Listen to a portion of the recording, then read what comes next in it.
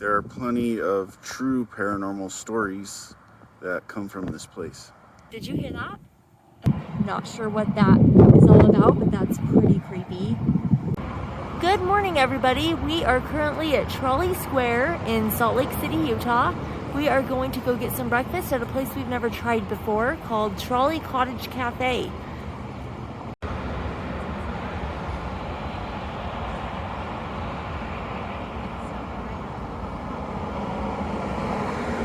We are here at the Trolley Cottage Cafe, and it is just this cute little building on the corner here. And we are at this little outside table. And Nick has ordered a Mexican Coke. Have you tried it? Yeah, delicious. It's delicious? Yeah. This is the Bean Perdue French toast, and it's actually really good. Actually?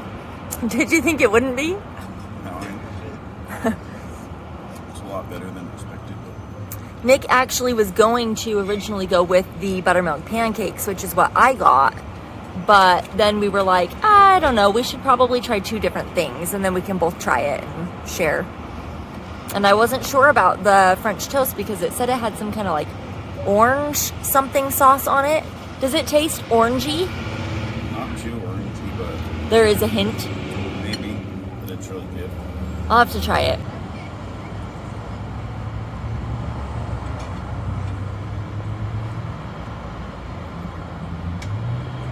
That's good.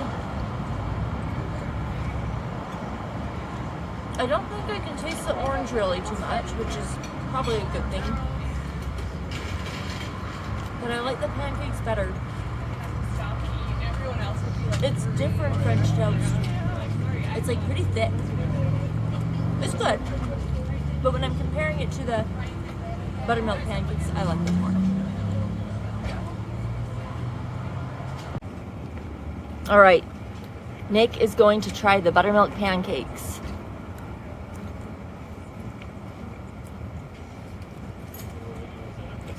Yeah, those are some really good pancakes. Are they better than, is it better than the French toast? Two sides of a coin. I like them both in their own way. Yeah. There is a bee right behind Nick. Looks like a yellow jacket. Yeah, it's a yellow jacket. I hope it leaves us alone. But we were just saying that this is such a cute little place. I'm so glad we found this. We usually do like our typical like Beto's breakfast burrito or McDonald's or Chick-fil-A, which I thoroughly enjoy all of those. But it's so nice to have like a nice, really good meal rather than just like a quick to go something. Yeah. Fast food thing. Pretty There goes fancy. the Hornet. It's pretty fancy and it's really good. Yeah. All right, I'm gonna try these potatoes, these breakfast potatoes. Ooh, they look really greasy. I bet that means they're really good.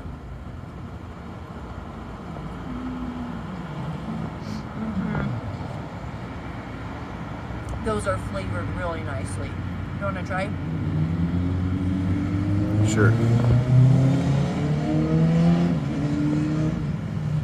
What do you think? Those are really good. I get the flavor like immediately. Yum. Also, let's try some of this sausage. It's house made, apparently.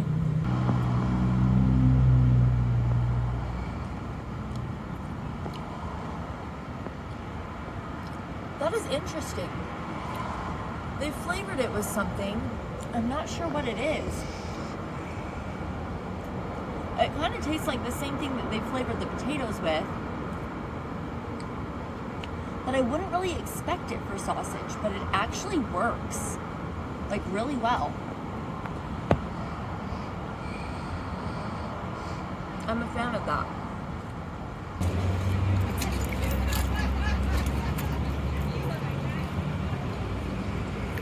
Does it taste like the same spice that was on the potatoes? Seasoning that was on the potatoes? I think so. I think it's those leaves.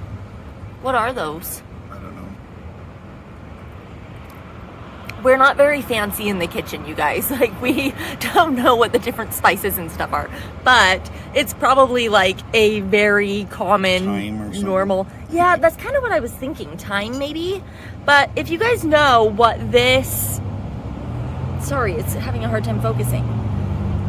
But if you know what this green seasoning is, I wonder if that's the one we're tasting, because it's on the sausage as well, and it's pretty prominent, but really good. This place was so cute. This Trolley Cottage Cafe. You can see the sign there in the background behind us. It was a little pricey, but not bad. We just ordered a lot. We got like drinks and sides and a bunch of stuff, so it added up. But like, I think my pancakes were like $14. Nick's French toast was like $16, and then the sides were like about $3.50 a piece. If you got like a drink, it was about $4 to $6, depending on what you got. So it added up, but this was so cute. We absolutely loved all the food. We loved the atmosphere. I think this is going to be added to one of our rotational places to come to. What do you think? Yeah, I agree. Yeah. I think it'll be added to the rotation. Yeah, it was really good. Hey everyone, so we haven't even had a chance to open up this video, but we are currently at the Old Tooele Hospital, and we were just getting ready to open up filming, and I hear this like click behind me, and Nick goes, "Did you hear that?" And I'm like, "Yeah." And we look back here, and I don't know what that was. There's nobody here, and there's nobody here. I will say, just to play devil's advocate here, could just been like the truck settling. Yeah, it's really a very, very hot day, and it could just be like the truck popping from the heat or something. But that was weird. Yeah. I'm not gonna lie, that was weird. Anyway, hello everybody. So we are here at the Old Tooele Hospital. This dates back to 1873 when Samuel F. Lee built it, and then it was his family's home until 1913. When the family moved out, it became the county poorhouse, and that was where they took care of like the elderly, and then it stayed that way until 1953, and that's when it became the Tooele Hospital. Yeah, it became the Tooele Hospital, and they added like a morgue, which was a big deal because I guess it didn't have a morgue before, so I think that they would just like store the bodies until somebody could like come pick them up. And don't quote me on any of this. I don't know. This is just like what I read online. I don't know how like true any of this is, so please don't take this for 100% fact. I am not an expert. But it remained the Tooele Hospital until around 2001.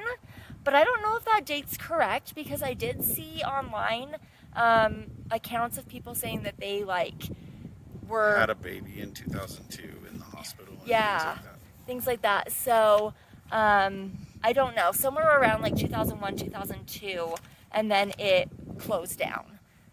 So then in 2006, the property was purchased and it was turned into a haunted house. And when I say haunted house, I mean like a fake haunted house, even though this is still said to be actually haunted. But they turn it into like a Halloween time attraction where they like decorate it all up and have like scare actors and stuff inside. And those scare actors physically touch you and push you and all sorts of things. Yeah, it's pretty crazy. We actually came here one year and went through it, and I will be honest, it was not my favorite thing in the world. I will not be doing it again. Did you like it? I didn't like that year, but I think the year before was better. Yeah, I don't know. Maybe they just got like more intense with like more recent years. I think this is probably like 2018 when we went. But yeah, you like sign a waiver and they can like physically like grab you and touch you and stuff. And they are pretty aggressive. So this is not for the faint of heart. But yeah, let's go. There's a sign over here. It's called Asylum 49 is the name of the haunted house. And we're going to go ahead and show you guys the sign. So this is the sign and the hearse. And in addition to the haunt, there are plenty of true paranormal stories that come from this place. Yeah, there's like a lot of reports of apparitions. One of those being of Samuel F. Lee, the gentleman who built the building. And there's also one that's said to be a nurse who roams the hospital, and an Alzheimer's patient who is said to show up in the room that he was admitted to when he was alive. There's also several others. There's reports of a child's voice that you can hear saying, "Daddy shot, sorry." Not sure what that is all about, but that's pretty creepy. And then, there was a boy that was claimed to have been accidentally shot by his father, so it could possibly have been related to that. why would the boy be saying sorry though? Maybe he feels like it was his fault that he accidentally got shot? Or maybe he's like his dad's sorry. Yeah, that's so sad. So another account is of the owner actually said that they saw a girl who looked so much like a real person that they actually decided to talk to the little girl. And she said, "It's not fair." She said that she wants to scare people too, because she saw the cast like scaring people. And the owner said, "But you can't because you're scaring the cast." And the owner suggested that the little girl hide under the bed, and that way she could grab people's legs as they walked past. And so the little girl, seemingly satisfied, just climbed under the bed.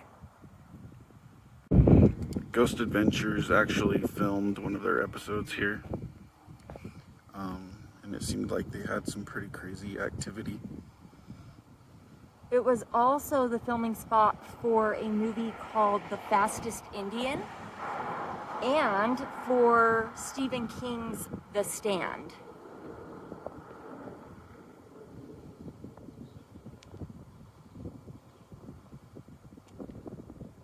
So we're just kind of wandering around the property now, along the edge of it.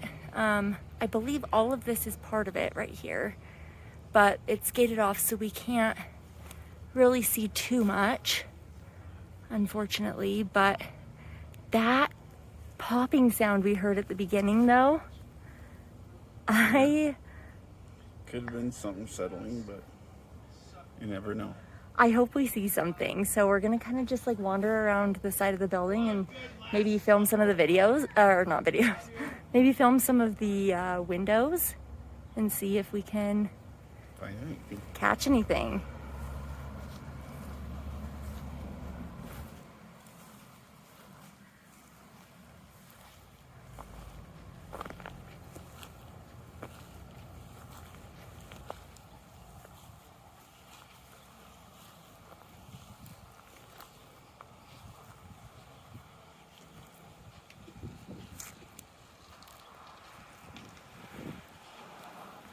A lot of these windows are like fogged so you can't see anything in or out of them. But there's like a little open slat right there.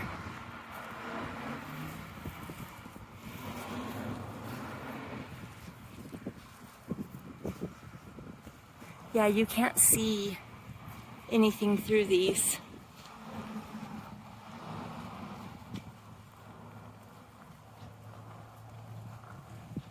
Some of these ones, maybe.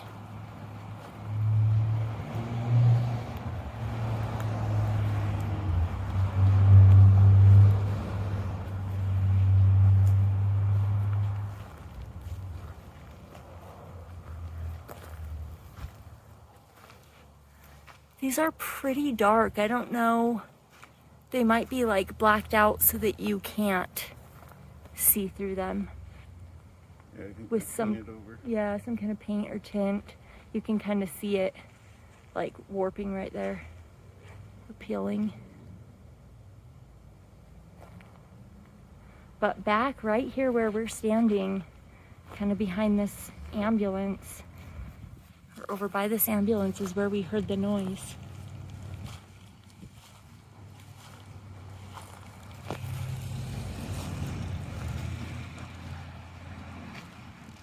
And we, like I said, we have been inside this building. We came for Asylum 49 one Halloween. I think it was 2018, but it was kind of hard to, with so much going on with like the built-in like animatronics and things like that, it's kind of hard to pay attention to if there's any like real paranormal activity going on.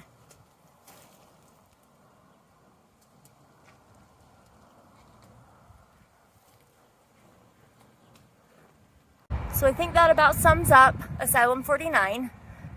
We didn't really feel anything too scary other than that popping noise at the beginning, but we did walk around the premise and checked it out. Could have just been something settling, probably, most likely.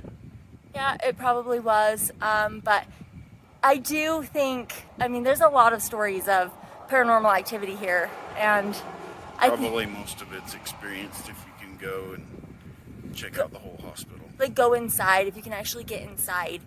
So I think we should probably look into if those ghost tours are still a thing, and maybe if they are, we'll have to come back, get inside, and take you guys along for the ride. Anyway, that's been our adventure for today. Thank you guys so much for joining us for another adventure in this wondrous weird world.